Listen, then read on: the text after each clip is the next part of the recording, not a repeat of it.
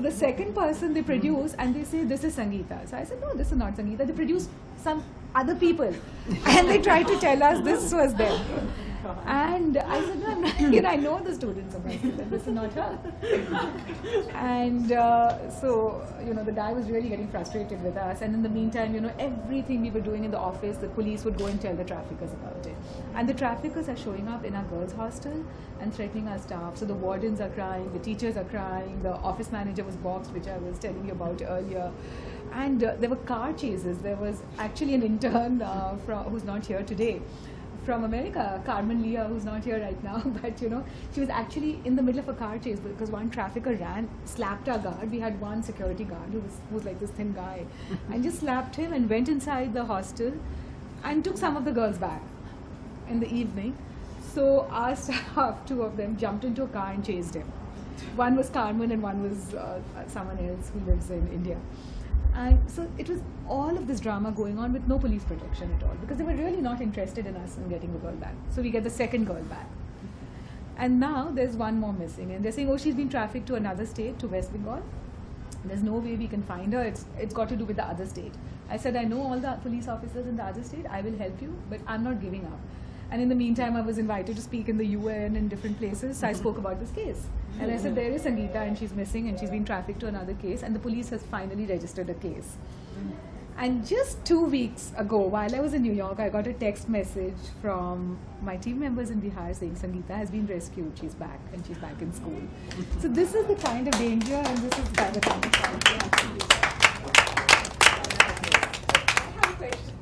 Okay, and then we'll open it up. One question and then we open it up for others. Okay. So, and then I know others want to ask her too.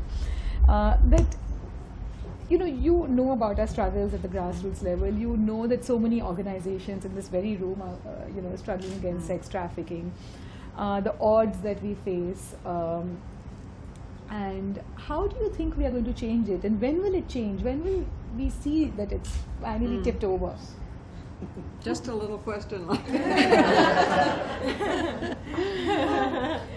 that's a big question, and I mean, and you are part of the answer, a big part of the answer, and all the grassroots groups, and every time we inform women what untrustworthy invitations look like, and every time, everything is important, absolutely everything. But since it's a long-term question, I'll give it a long-term answer, which is we've constructed a view of sexuality based on gender, which is dominance and submission. And that means that a lot of men, I mean, we have to address demand in a deep sense, because by no means all men, actually I think that in this country anyway, the percentage of men who buy sex is something like 30 or so. I mean, it's not, it's by no means everybody, and it's important to say that. But have come to believe that their very sense of self, and especially sexual self, depends on dominance.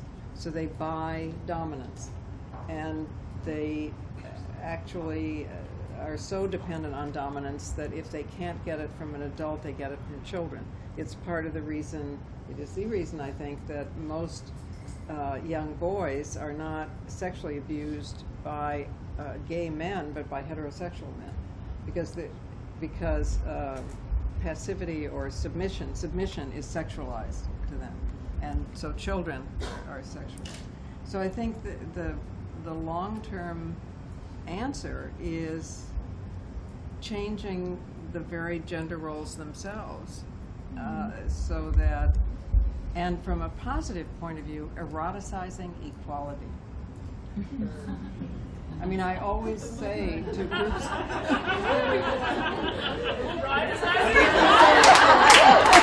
Let's start the movement! I love it! No, because you can't beat something with nothing, and besides, besides that, sexual expression is part of all of us, so we need and want to eroticize equality. And I always say to audiences of men, listen, cooperation beats submission, trust me.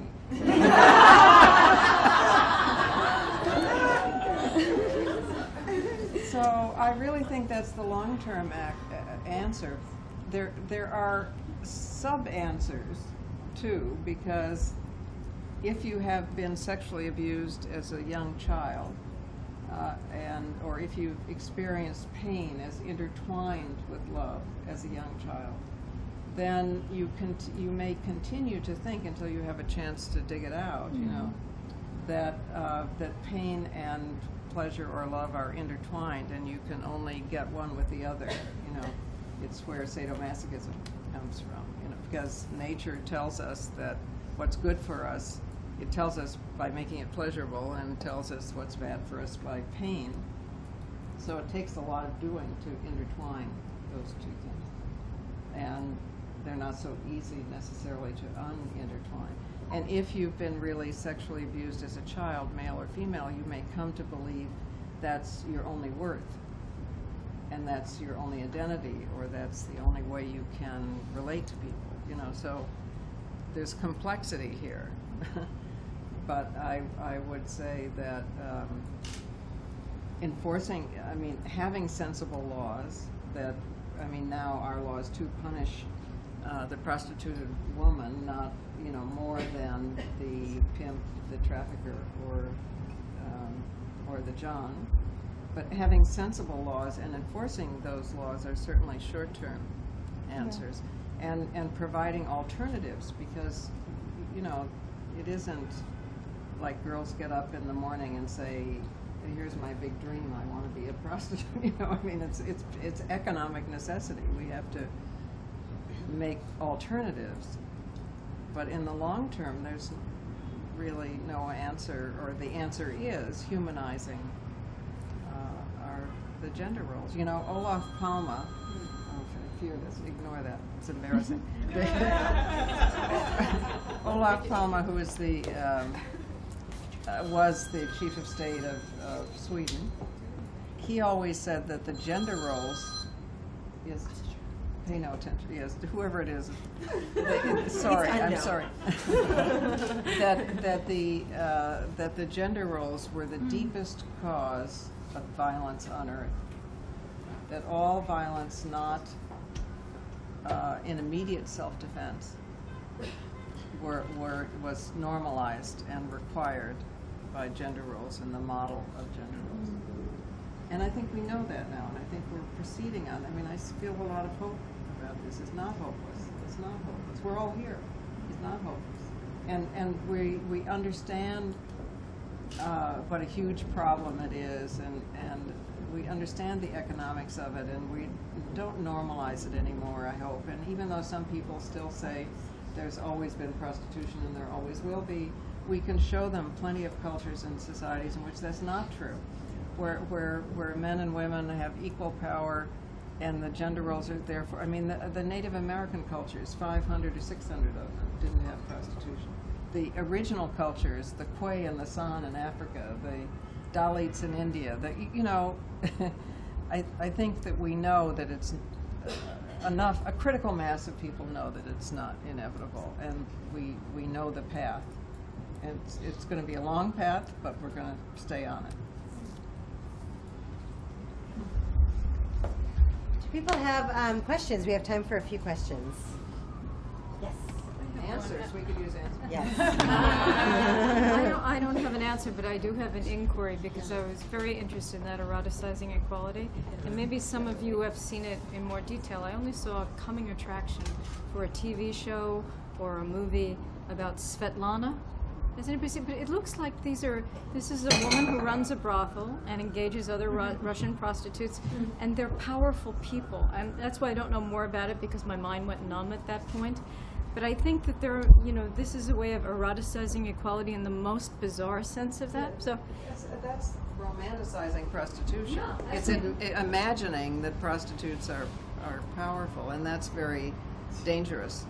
that's why I'm wondering if there's anything we can do about that kind of media craziness. We certainly should complain about it. And actually, there's also on HBO, there's a show about, what's it called, the Mustang Ranch. It's not the Mustang Ranch, but it's something like the Mustang Ranch used to be, which is very falsified, right? It portrays it as unharmful. Others? Questions? Right here. Yes. But even in our own culture here about prostitution and how we're taught as young women, and although we think we've come a long way, baby, have we truly, and redefining what sensuality and sexuality is.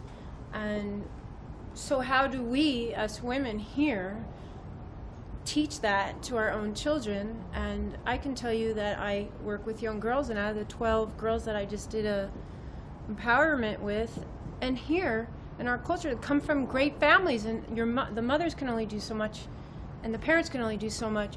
But out of those 12 girls, 5 of them were already raped before they were 16. 2 of them were cutting. One about the bully about Facebook because she was growing her breasts and part of the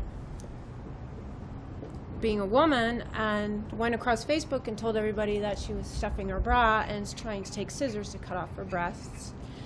And so the question is, you know, as you're talking about the circle and creating the circle, is how do we, all these different organizations that are here, create circles instead of everyone having different organizations? Like, I want to know, how can I help your organization or what have you, and create our own circles here?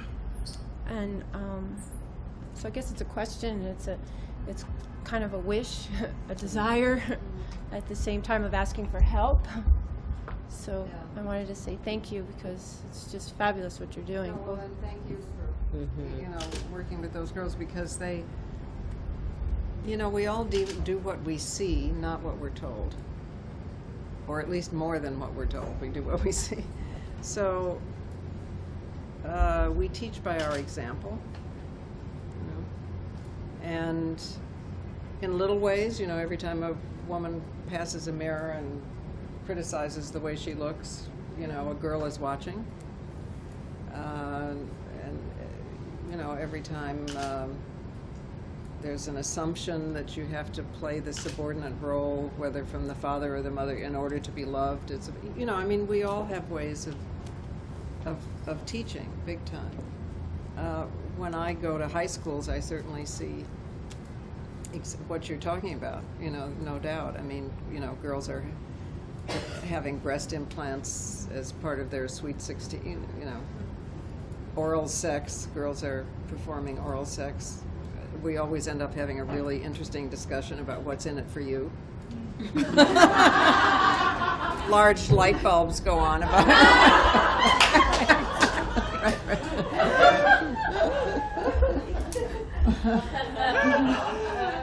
So, you know, I mean, I think we need to support. I mean, I want to support Ruchira and everything she's doing. I try to include this kind of discussion wherever I go, so that people feel okay. I mean, making people feel okay about telling the truth is big. And we can each do that in different ways, you know.